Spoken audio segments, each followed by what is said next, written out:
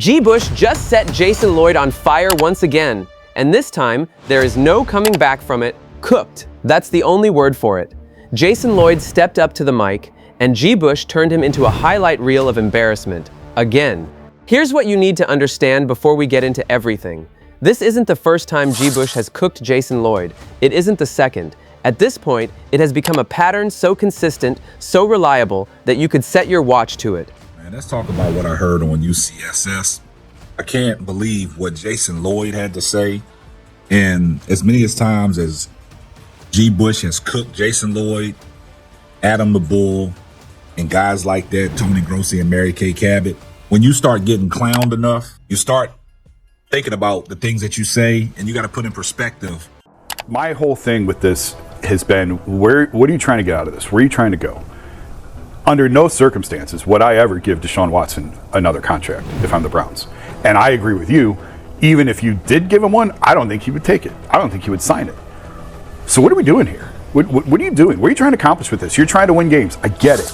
I get it. Are you trying to win games, or are you trying to eventually win a Super Bowl? Because those are two different things to me. And if you're just trying to go out there and win the most games you can win this year, okay, fine. Play Deshaun. Maybe you're going to win an extra game or two, and then you're going to get to the end of the season, you're going to say, well, now what do we do? Because we didn't play Shedeur, and we got these quarterbacks coming to this draft, so what is it that we're supposed to do? And yeah, I know I've been hard on Shedeur, but if you're telling me I have to choose between Deshaun and Shedeur, there's no comparison. I'm playing Shedeur because I want to see. I don't think the odds are high, but the odds are higher than me giving Deshaun another contract. Every time Jason Lloyd opens his mouth about Shedeur Sanders with another anonymous source, another cryptic claim, another narrative disguised as reporting, GBush is right there with the receipts, the logic, and the kind of clarity that makes you wonder why Lloyd still shows up to these conversations unprepared. And now? After months of Lloyd using unnamed sources to tell the world that Shedeur doesn't watch film, doesn't understand coverages, had to be taught how to study tape, Lloyd tried to pivot. He tried to flip the script. He went on air and suddenly acted like he'd always been in Shedeur's corner, like he'd always been saying Watson was a dead end, like he'd always believed in the young quarterback from Colorado.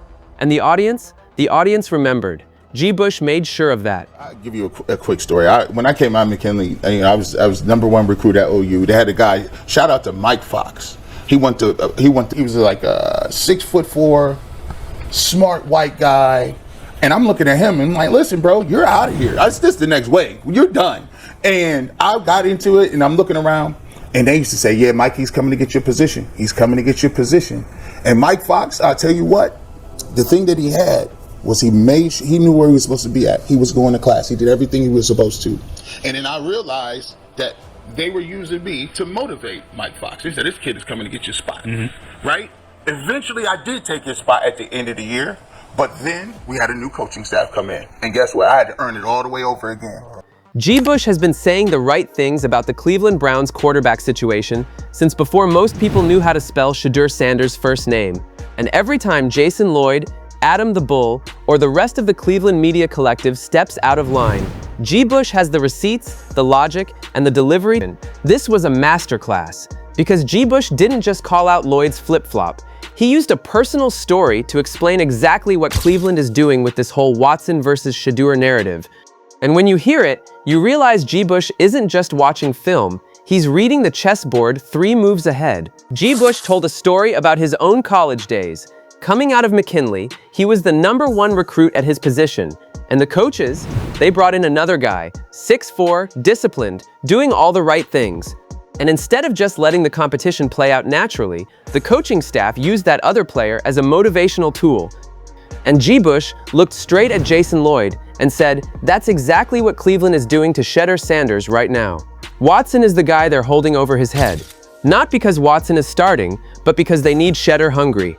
And one of the things that I believe is that, yeah, Shedeur Sanders played 7 games, but the new coaching mentality is, I got to make sure that you're in the right mindset. I got to make sure. I got to test you a little bit. Yeah. I want to see how it looks when you think you're not the starting quarterback. I want to see what it looks like, Deshaun Watson, if I'm using this young dude to say, hey, listen, I mean, right now, we love the young dude. I actually think that the Cleveland Browns are doing a really good job of being super vague, because I think they do want to see the mental preparation. I want to see every one of these players have been given a list, a to-do list in the summer.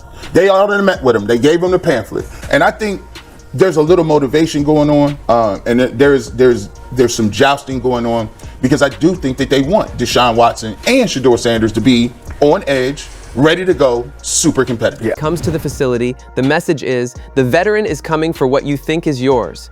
Every leaked report about Watson getting first-team reps is a test. Every Mary Kay Cabot bombshell is psychological pressure. And according to GBush, Shedeur is responding the right way, showing up, doing the work, staying locked in. That analogy didn't just explain the quarterback situation, it demolished Jason Lloyd's entire argument. Because Lloyd was treating this like a genuine competition that the Browns actually intend to let Watson win. Munkin, all the cryptic practice reports, all the conflicting leaks, they made perfect sense. Do you think Deshaun's going to beat out Shedeur for the starting job? When I think about them both peak for peak, Deshaun is just, he's legit. But that was a long time ago. I'm not just penciling him in as the starter. What has he done to where you like, he's the guy? I love to be a fly on the wall in that QB room just to see how that dynamic works out. But I do believe, Shedeur deserves a shot of competing for the starting quarterback job. I think the competition is healthy. I don't want Shedeur to come in and just think I'm the starter. I want you to have to earn it all over again out of both guys. I think the team probably behind Shedeur is full of all these young guys, but I think at the end of the day, Shedeur come out victorious and he gonna be the starter. Watson hasn't played a meaningful NFL snap in nearly 2 years. The last time he was on the field in a real game situation, the Browns were still trying to figure out what they had. The answer by now should be painfully obvious. Here is the financial reality that makes this even more absurd. Watson is in the final year of his contract. There is no extension coming. Meanwhile, Shedeur Sanders, the 5th-round pick, who everybody in Cleveland media tried to bury before he threw a single NFL pass, went 3-4 as a starter in a group that would make most offensive coordinators cry. Were those numbers elite? No. Were they the numbers of a bust? Absolutely not. They were the numbers of a young quarterback learning on the fly in a broken situation and still showing enough flashes that the people paying attention know what's coming. The math here is not hard. Starting Watson is an emotional decision, not a rational one.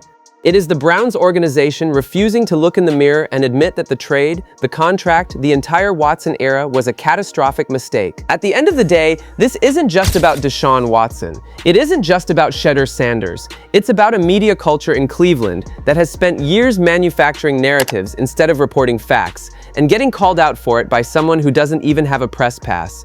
Let's call this what it is, the Cleveland Browns media machine. And yes, I'm talking about Jason Lloyd, Mary Kay Cabot, Adam the Bull, Tony Rizzo. The whole infrastructure operates on access journalism. They need to stay close to the front office. They need those locker room passes. They need those one-on-one sit-downs with coaches and GMs. And when you depend on access to do your job, you start to protect the people who give you that access. You start to soften the criticism.